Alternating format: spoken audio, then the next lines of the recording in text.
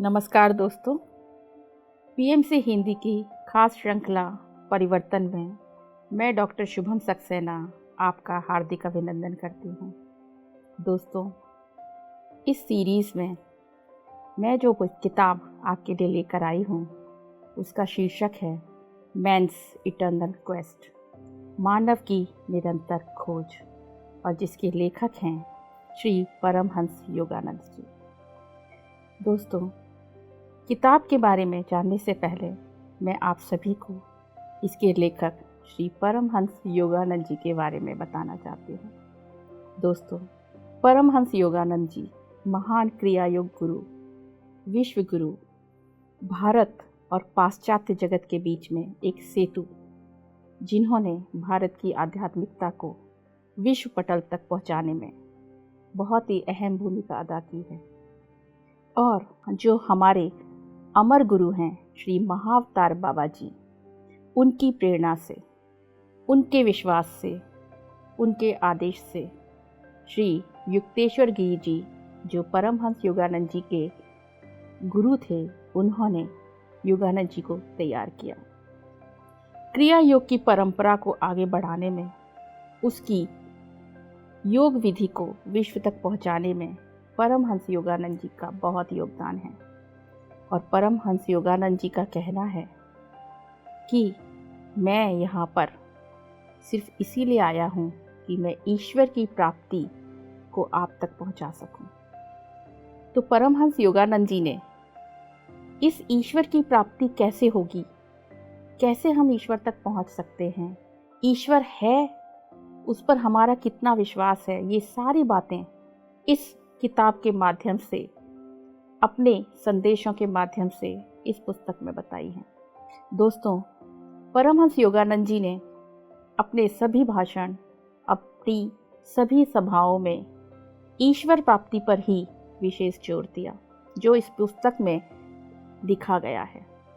तो परमहंस योगानंद जी ने अपनी जो धरोहर है, जो उनके भाषणों में है, जो उनकी सभाओं में है, जो रिकॉर्डेड मैसेज हैं, उन सभी को संकलित करके इस पुस्तक को लिखा गया है, मानव की निरंतर खोज। और इसी में उन्होंने 2 सोसाइटीज़ की भी स्थापना की परमहंस योगानंद जी ने। एक तो भारत में है, हमारी कलकत्ता में योगदा सत्संग सोसाइटी। योगदा उनकी स्वयं की सोसाइटी थी, और सत्संग क्योंकि उनके गुरु श्री युक्तेश्वर गिरि जी ने एक बनाई थी संस्था, उन दोनों को मिला करके परमहंस योगानंद जी ने बनाई 1917 में योगदा सत्संग सोसाइटी।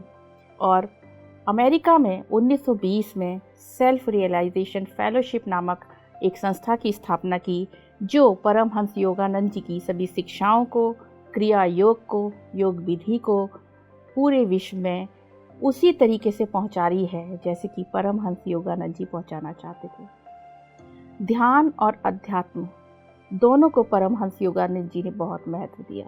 योगानंद जी कहते हैं कि जो ध्यान है, जिसकी ये क्रिया योग विधि है, ये बहुत ही वैज्ञानिक है, ये कोई मिथ नहीं है, और ये विज्ञान उसी तरीके से है कि जितना आप इसमें देंगे आपको उतना ही मिलेगा। जैसे कि विज्ञान में है कि हर चीज़ वेरीफाइड नॉलेज होती है, अगर 2 + 2 = 4 है, तो उसी तरीके से अध्यात्म भी, और अध्यात्म में ये जो क्रिया योग विधि है, ये भी पूरी की तरह वैज्ञानिक है। आप इसमें जितना अपना ध्यान देंगे, जितनी एकाग्रता देंगे, जितना आप समय लगाएंगे, ये आपको उतना ही प्रतिफल देने वाली है। तो दोस्तों, परमहंस योगानंद जी के बारे में मैं थोड़ा सा और आपको बता दूं कि इनका जन्म भारत के गोरखपुर में हुआ था। बंगाली परिवार में जन्मे थे, और उस समय के प्रसिद्ध गुरु लाहिड़ी महाशय, जो एक क्रिया योग गुरु थे और स्वयं महाअवतार बाबा जी के शिष्य थे, उनके शिष्य श्री युक्तेश्वर गिरि जी से परमहंस योगानंद जी ने क्रिया योग की पूरी शिक्षा और दीक्षा ली। और स्वयं महाअवतार बाबा जी ने, जैसा कि वो पहले ही युक्तेश्वर गिरि जी को बता चुके थे कि मैं एक शिष्य भेजूंगा जिसे पाश्चात्य जगत के लिए आपको तैयार करना है, तो अमर गुरु की प्रेरणा से परमहंस योगानंद जी पाश्चात्य जगत में अमेरिका में गए, और वहाँ पर उन्होंने पूरे विश्व में, पूरे यूरोप में क्रिया योग का बहुत ही प्रचार प्रसार किया, क्रिया योग की विधियां बताईं और योग को पूरे विश्व में मानस के पटल तक उन्होंने पहुंचा दिया। तो ये परमहंस योगानंद जी का थोड़ा सा वर्णन मैंने करने की कोशिश की है, जो गागर में थोड़े से बूंद के पानी के समान है।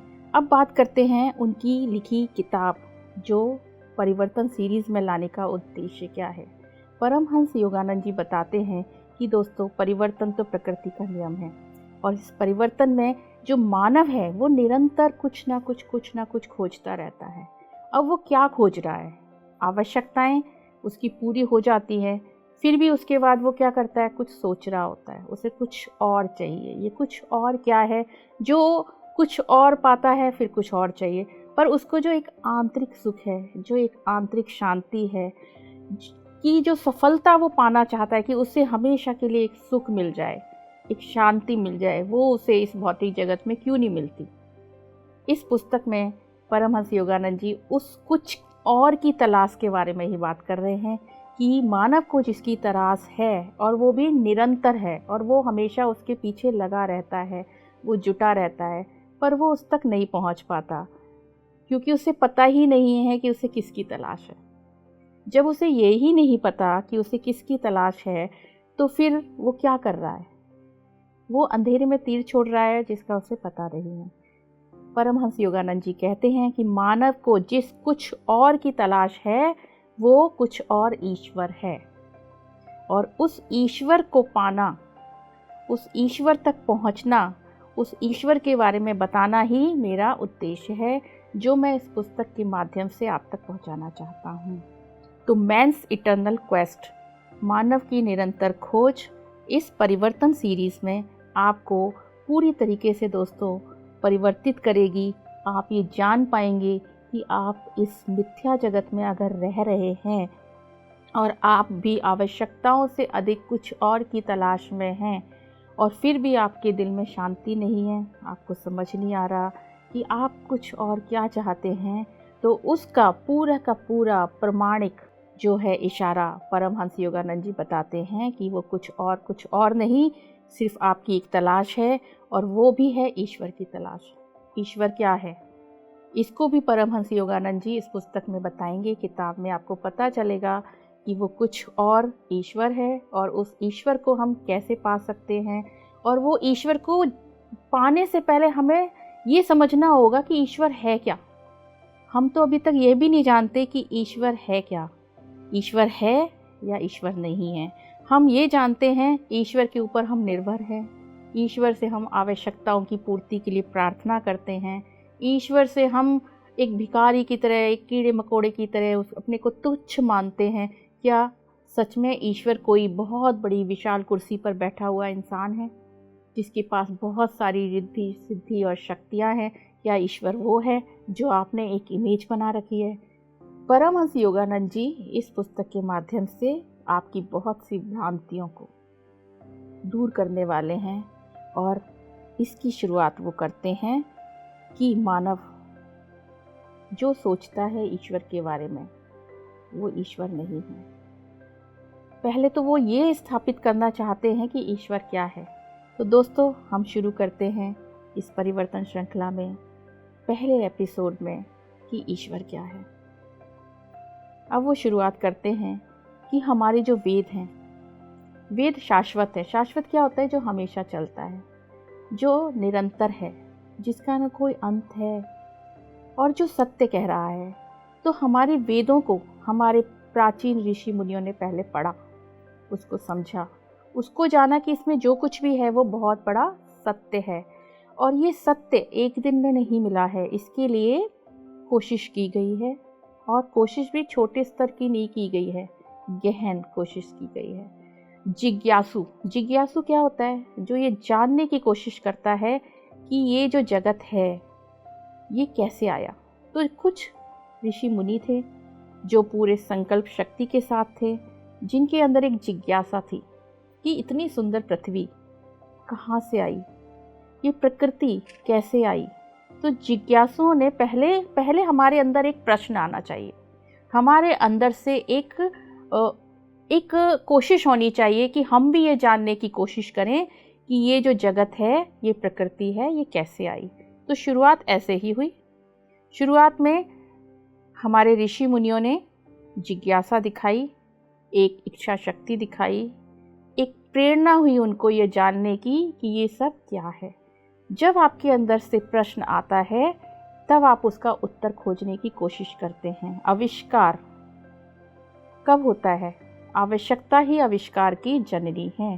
तो पहले आवश्यकता होगी तब आप आविष्कार कर पाएंगे। जैसे कि मनुष्य को भूख लगी, मनुष्य ने भोजन बनाया, भोजन उगाया और भोजन को खाया और अपने को तृप्त किया। क्या वो तृप्त हुआ? नहीं। अब उसको आवश्यकता थी कुछ और की, अच्छा भोजन और उससे अच्छा भोजन, और मनुष्य डूबना शुरू हुआ अपने इंद्रिय सुख में। पर पहले तो आवश्यकता थी। इसी तरीके से मनुष्य फिर रोग मुक्त हुआ। अब वो रोग मुक्त है, उसके अंदर आवश्यकता है कि उस रोग को कैसे दूर कर सकते हैं, और उसने प्रकृति से आविष्कार किया और बहुत सी ऐसी जो हमारी हर्ब्स हैं, जो हमारी बीमारी में काम आ सकती है, हमें स्वस्थ कर सकती हैं, और उसने बहुत सी ऐसी चीज़ें खोजी जो स्वस्थ मन के लिए, स्वस्थ तन के लिए आवश्यक है। तो कहने का मतलब ये है कि हम हर चीज़ तभी करते हैं जब हमारे अंदर एक जिज्ञासा आती है और एक प्रेरणा आती है और एक संकल्प आता है, और हम उस आविष्कार, और आविष्कार क्या है? एक विज्ञान है भौतिक जगत में, और उसमें संकल्प शक्ति के साथ हम सफल होते हैं तो वो आविष्कार कहलाता है, और वो निरंतरता बढ़ती जाती है। तो इसी तरीके से सबसे पहले प्रकृति आई। अब प्रकृति बहुत सुंदर है, और प्रकृति की रचना कैसे हुई? तो हम जैसे मानते हैं कि ब्रह्मा जी, विष्णु जी और महेश जी ने प्रकृति की रचना की। तो इसका एक बहुत अच्छी कहानी के माध्यम से योगानंद जी समझाना चाहते हैं कि एक छोटा सा बालक इन तीनों के सामने आया। ब्रह्मा, विष्णु, महेश अपनी शक्ति में लीन थे, एक दूसरे को एक दूसरे से ज़्यादा ऊंचा समझने की कोशिश कर रहे थे। ब्रह्मा जी कह रहे थे मैं बड़ा हूँ, विष्णु जी कह रहे थे मैं बड़ा हूँ, महेश जी समझा रहे थे मैं बड़ा हूँ, और तीनों ये समझ नहीं पा रहे थे कि उन तीनों में पहले कौन आया और कौन बड़ा है। तभी उनके सामने एक बालक आके, छोटा बालक आके खड़ा हो जाता है, और वो पूछता है ब्रह्मा से कि मेरे पास ये जो तिनका है, क्या ऐसा ही तिनका आप रच सकते हो? ब्रह्मा जी प्रयास कर लेते हैं पर वैसा तिनका नहीं रच पाते। फिर वो देखते हैं विष्णु की तरफ, विष्णु से कहते हैं क्या ऐसा ही तिनका आप फिर से बना सकते हो, उसको संभाल सकते हो, क्योंकि मैं इसको अब हटाने वाला हूँ। विष्णु जी पूरा प्रयास करते हैं कि उस तिनके को बचा पाएं, पर नहीं बचा पाते। अब वो महेश की ओर देखते हैं और कहते हैं इस तिनके को अब आपको संहार करना है, इसको आप नष्ट करके दिखाइए। महेश वैसा ही करते हैं, पर वो तिनका नष्ट नहीं होता, क्योंकि वो बालक की शक्ति जो थी वो इन तीनों का कार्य कर रही थी। अब वो ब्रह्मा जी से पूछते हैं कि मेरी गणना, मेरी रचना क्या आपने की है? ब्रह्मा जी को याद नहीं आता कि किसी समय, किसी वक्त शायद मैंने इसकी रचना की हो, इस छोटे बालक की। उनको याद नहीं आता और वो बालक गायब हो जाता है। मतलब क्या है कि सृष्टिकर्ता, पालनकर्ता और संहारकर्ता, इन तीनों के पीछे भी एक चेतना है, और वही चेतना ईश्वर है। ये उसी तरीके से है जैसे कि एक सागर में लहर उठती है, फिर वो उस लहर उस सागर पे थोड़ी देर खेलती है और उसी में मिल जाती है, पर सागर यहाँ पर मेन है, जो था, है और रहेगा। उसी तरीके से ईश्वर की चेतना है जो है, और हर प्रकृति की चीज़ के पीछे ईश्वर की चेतना है, जो ये एहसास दिलाती है कि सृष्टिकर्ता, पालनकर्ता और संहारकर्ता के पीछे भी एक चेतना है जो इस सृष्टि को, इस प्रकृति को, इस पृथ्वी को, इस माया जगत को चला रही है। और ये आपको हर जगह मिलेगा। जैसे कि हमारे जिज्ञासु ऋषि मुनि ने कहा है कि जो चीज़ जहाँ से आती है उसी में मिल जाती है, ये प्रकृति का नियम है। तो ये एक तथ्य से पता चला कि ईश्वर एक चेतना है और हर सृष्टि के पीछे वो चेतना विराजमान है, उसी चेतना से ये सृष्टि चल रही है। तो अब दूसरी चीज क्या है, परमहंस योगानंद जी फिर बताना चाहते हैं कि आपने देखा, जिज्ञासुओं ने ये खोज कर ली कि चेतना है। तो दोस्तों, हमने देखा कि सृष्टि की रचना ईश्वर ने की और ईश्वर एक चेतना स्वरूप है।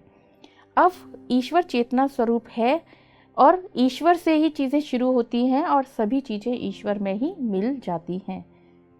तो ईश्वर में जब चीज़ें मिल जाती हैं तो जैसे कि प्रलय का एक कॉन्सेप्ट है हमारे यहाँ है, जिसमें सब कुछ शांत हो जाता है, प्रकृति मिल जाती है प्रलय में, और फिर ना तो संहार करता होता है, ना सृजन करता होता है, ना पालन करता होता है, सब ईश्वर में ही मिल जाते हैं, उस चेतना में मिल जाते हैं और इंतज़ार करते हैं अगले आदेश का कि अगली बार फिर से इस प्रकृति को या इस पृथ्वी को हम कैसे शुरू करेंगे। दूसरी चीज़ और परमहंस योगानंद जी बताना चाहते हैं कि ये जो भौतिक जगत है, जिसको हम बिल्डिंग ब्लॉक्स बोलते हैं, उससे बना हुआ है, या हम कहें कि हर चीज़ इलेक्ट्रॉन और प्रोटॉन से बनी हुई है। अब ये इलेक्ट्रॉन और प्रोटॉन हैं, ये लाइट भी है, पर ये कब हड्डियां बन जाती है, कब लकड़ी बन जाती है, कब ये प्रकृति के अन्य रूप ले लेती है, ये विज्ञान भी आज तक नहीं बता पाया है। तो ये सब चीज़ों में विविधता, कोई ना कोई ऐसी शक्ति है जो इसको चला रही है, कोई ना कोई ऐसी चेतना है जो इसमें है। तो ये साबित होता है कि कोई ऐसी शक्ति है जिसे हम ईश्वर कह सकते हैं, जिसने इस पृथ्वी की रचना की है, जिसने इस इलेक्ट्रॉन और प्रोटॉन को जब चाहे अपना रूप दिया है, अपनी मर्जी दी है, जैसा वो चाहता है वैसा बनाता है। अब एक और नई चीज़ कि वो प्रमाणित करते जा रहे हैं परमहंस योगानंद जी कि ईश्वर है, ईश्वर चेतना स्वरूप है, ईश्वर हर प्रकृति की हर चीज़ में है, इलेक्ट्रॉन और प्रोटॉन में है, लाइट में है, चाहे हम पत्थर कहें, चाहे हम वृक्ष कहें, चाहे हम जानवर कहें, चाहे मनुष्य कहें, सबकी रचना किसने की है? ईश्वर ने। और ईश्वर ने ही चाहा कि मनुष्य भी इस पृथ्वी पर इस प्रकृति में आए। तो ईश्वर की इच्छा शक्ति का परिणाम ही यह मनुष्य है। अब ये मनुष्य जब यहाँ पर आया है तो वो भी ईश्वर की चेतना लेकर के ही आया है, ईश्वर की इच्छा शक्ति का परिणाम है।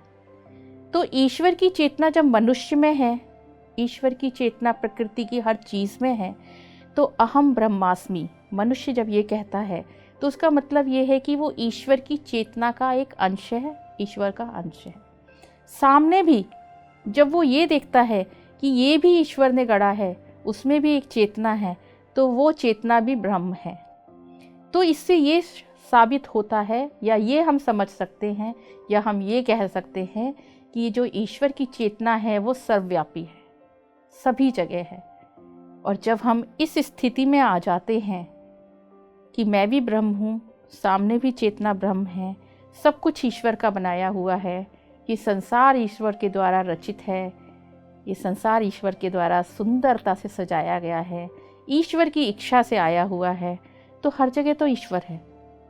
तो परमहंस योगानंद जी बहुत ही सरल तरीके से, बहुत ही आसान तरीके से ये समझाने में सफल होते हैं कि पहली चीज़ ईश्वर है, और ईश्वर वो नहीं है जैसा हमने समझा है या जैसा हमने उसको बनाने की कोशिश की है।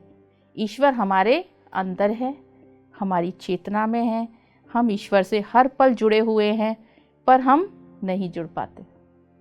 तो परिवर्तन श्रृंखला में ये परिवर्तन हमारे अंदर लाने की कोशिश की है योगानंद जी ने कि ईश्वर है और उसको जानना, और जैसे जैसे हम उसको जानेंगे, आप सच मानिए आप अपने आप को परिवर्तित महसूस कर पाएंगे। और परिवर्तन प्रकृति का नियम है। आप आज जो हैं, इस पुस्तक को पढ़ने के बाद, इस पुस्तक को समझने के बाद, ईश्वर को जानने के बाद स्वयं बहुत ही ज़्यादा महसूस करेंगे अपने आप को परिवर्तित। जब हम ये जान जाते हैं कि ईश्वर है, अब हमारे अंदर दूसरा प्रश्न आता है कि ईश्वर किस रूप में है। उत्तर परमहंस योगानंद जी दे चुके हैं, चेतना के रूप में है। पर सांसारिक और आंतरिक, इन दो तरीके से हम ईश्वर को समझ सकते हैं। संसार में रहते हैं, हमें बहुत सी आवश्यकताओं की ज़रूरत पड़ती है। आवश्यकताएं तो हमारी कम हो सकती हैं, पर आवश्यकताओं से आगे हम आते हैं चाहतों पे, इच्छा पे, और जब वो इच्छा पूर्ति नहीं होती है हम होते हैं दुखी। तो जब हम दुखी होते हैं हम किसको याद करते हैं? ईश्वर को। और हम याचना करते हैं, पूजा करते हैं, पाठ करते हैं। तो क्या इससे ईश्वर मिल जाता है? पहला प्रश्न। इस भ्रांति को भी इस पुस्तक के माध्यम से समझाने की कोशिश की है कि ईश्वर तक पहुंचना है तो उसके प्रयास कुछ अलग होने चाहिए। उसमें आपको अपनी दिनचर्या में परिवर्तन लाना ही पड़ेगा।